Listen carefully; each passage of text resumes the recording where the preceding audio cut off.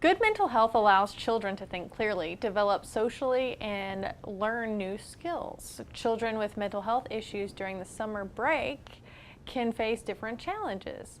A nonprofit organization has some of the answers parents may be looking for coming up on Polk Place.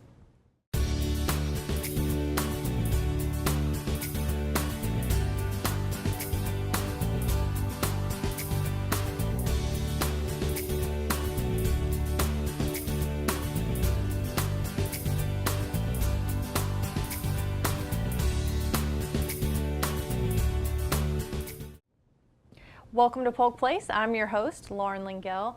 In studio with me, we have Candace Barnes, who is the Director of Clinical Services at Peace River Center. Candace, welcome. Thank you. It's wonderful having known you outside of the studio, so I know that you have a history in Peace River Center. How long have you been there? I've worked at Peace River for about 11 years. And how long have you been dealing with outpatient services and things like that? I've worked with the outpatient program for about 4 years. I've done some children's work and work in our victim services program. Wow, that's a long time, and I have to assume that you're doing something you really care about. Yes, yes. We do so many different types of things at Peace River Center, spanning from children to adults to the elderly. We look at every kind of population, from people who need inpatient care, people who need outpatient care, community-based care. We just have so many different kinds of programs so that anyone who has a passion to work with people who have mental health issues, there's probably a niche at Peace River Center that you could find a place that you really align with to work with people with mental health issues. What was your favorite population that you got to work with within the mental health arena? Well, I really enjoy working with kids. You need a whole different kind of set of tools and tricks to work with kids because their brains just work differently than an adult's brain. So that's definitely is one of the most fun things, I think. So I know Peace River Center has just built a new crisis campus. Tell me a little bit about that and what goes on there. Sure. So we have a new crisis campus in Lakeland. It's off of North Lake Avenue. We have a 20-bed inpatient psychiatric unit. It's a Baker Act receiving facility, so individuals who need to go inpatient because they're either a risk to themselves or someone else and they can't remain safely in the community go there for usually up to 72 hours to be assessed and evaluated and stabilized and then released back into the community. Are there children who go there? Sure, children and adults. There's 10 child beds and 10 adult beds at that facility. Great. And how young of a child have you seen with that? We don't have age restrictions. So there are other receiving facilities in the county that won't take kids under 10 or won't take anyone under age 18, but Peace River Center doesn't have any age restrictions, which is nice because if you do have a very ill young child, you don't have to send them out of the immediate area where they're far away from their family while they're becoming stabilized. I imagine having that family unit and that component is very helpful to recovery. Yes, being able to have a family team meeting and see where things are is very important. So being able to have easy access for parents to get to where their child is being stabilized is very important. So keeping with the topic of children, summer's coming up.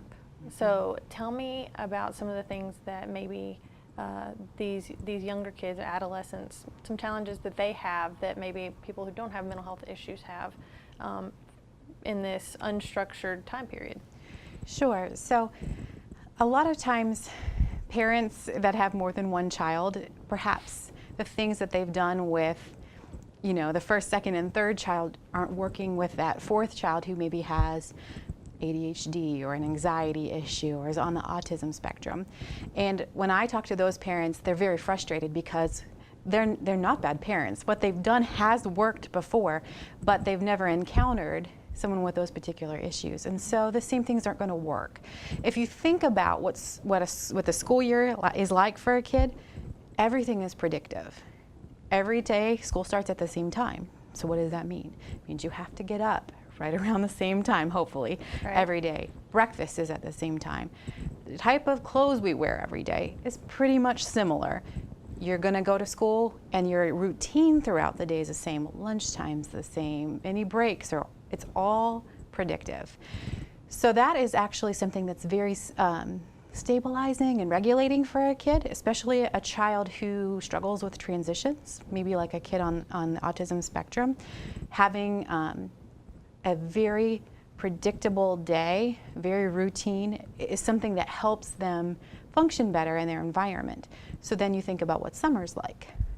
So kids who get to stay home all summer, I mean, is there a time we wake up? Isn't there a time we wake up? When do people eat? What are we doing?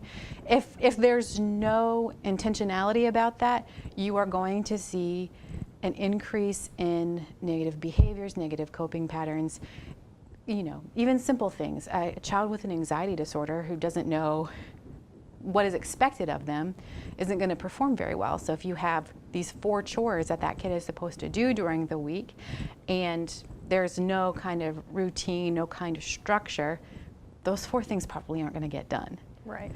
Because children work best when they know what to expect. Expectations. Mm-hmm.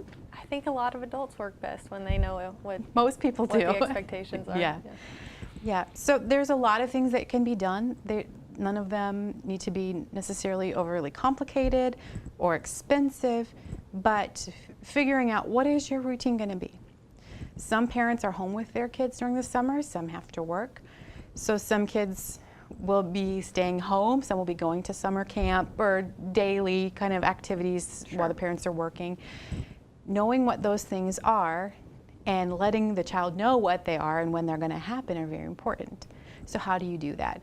Well, if you're going to be home with your child, you can create, you know, a chart. This is the time that we wake up during the summer, and maybe it's an hour or 2 later than during the school year. Mm-hmm. You can't pick something that you as a parent aren't willing to do too. Right. Because your kids aren't going to do it if you aren't. What time do we eat lunch? What kinds of special things are we doing? And then have that in a visible place so your child knows, and then stick to it. Plan some activities. They don't have to be anything elaborate, but we're going to the park to eat lunch on Thursday. Well, that's something to look forward to. So all your chores have to be done by Wednesday. You've given them an expectation. Maybe it's going to happen now. For kids who are going maybe to a summer program, mm-hmm.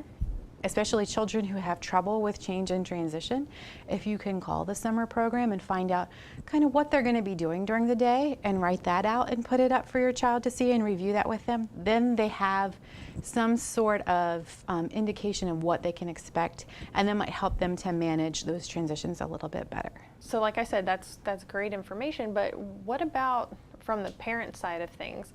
I mean, some people aren't super creative and they're not really sure how to put this whole schedule together. What would you say for them? Well, I understand that. That's certainly, that can be overwhelming. You think about how many staff members at your child's school it takes to create this effortless schedule that's not really effortless. Right. It takes a lot of effort, it takes a lot of planning, it takes a lot of support staff. You don't have that at home. Yeah, and even to add on to that, I just went on vacation and there were like 5 of us and we couldn't even decide what activity we were going to do for the day. Like, it's annoying. Mm-hmm. So what I'm suggesting isn't that you have each day planned down to a T. Now, for some children who, especially children on the spectrum, knowing what to expect next is really important. So you might have a different level of preparation for that than you do for a child with maybe mild anxiety issues. But what I'm saying is a basic schedule, but not like every moment of your day is scheduled. Right. Because then that doesn't sound like fun, right? That doesn't sound like summer break. It sounds like summer assignment. Drink orange juice, wash hands, yes. Yes. So like it could be simple. We're all gonna wake up at this time. We're going to watch TV for this much time. You know, we're gonna go outside and play for this, you know. Mm-hmm. At lunch will be at this time. You have to be back for dinner if you're playing outside with your friends by this time. Just those kinds of loose structure. And a parent that doesn't have a lot of support, finding different kinds of free events in the community during the summer, talking to other parents while you're there. Sometimes you can help build that support network if you don't have one for yourself, because that's huge too, and sticking with it, because it is a lot to try and do all of those things by yourself, where it takes a whole staff of people to do that during the school year. So you can do it kind of on a modified basis for yourself during the summer, just to kind of prepare things. And then remembering that transitions are really important. So at the end of the summer, start moving that wake up time back earlier, 15 minutes every week, till you're at school wake up time, and bedtime, moving that in the opposite direction too. I'm gonna try that. I think I've been late a little bit to work. So now we've kind of covered the what to do, how to prepare for summertime. Let's talk about just in general, Peace River Center. What are the hours? If someone needs to make an appointment for mental health issues or substance abuse, like where can they do that? So Peace River Center has many different programs. We have office-based and in-home-based programs for children. We offer therapy, medication management. We offer lots of different things. The easiest thing to do, especially if you've never engaged in any type of service and you just kind of want to meet with a therapist and see if they can assess your child, is to call our Access to Care line. We have one number that you can call anywhere in the Tri-County area and be given your local center's information. And that number is 863-248-3311. And so if you're interested in meeting with a psychiatrist, you would meet with a therapist first. They would kind of gather a social history on your child, and then you could meet with a psychiatrist from there. If your child is on medications for a mental health issue, make sure if you need those things before school starts, to start now, get your appointments scheduled so that you know you have all of that stuff in place. If you wait till the week school starts, I mean, that's going to be a much more difficult thing to accomplish that quickly. So, use the summer and your child's more flexible schedule to kind of accomplish those types of things. That's good advice. Well, Candace, thank you so much for being here. I really appreciate what you've had to share with me and our viewers, so thank you. Sure, you're welcome. Peace River Center's mission is to engage, restore, and empower individuals in our community to reach their fullest potential. The vision of Peace River Center is to be a center of excellence for building emotional wellness. Preparing children with mental health issues for a successful summer break can be a daunting challenge for parents, but Peace River Center offers help for parents in need. Their services are offered Monday through Friday, and their hours vary by location. For more information, you can give them a call at 863-248-3311 or look them up on the web at www.peacerivercenter.org.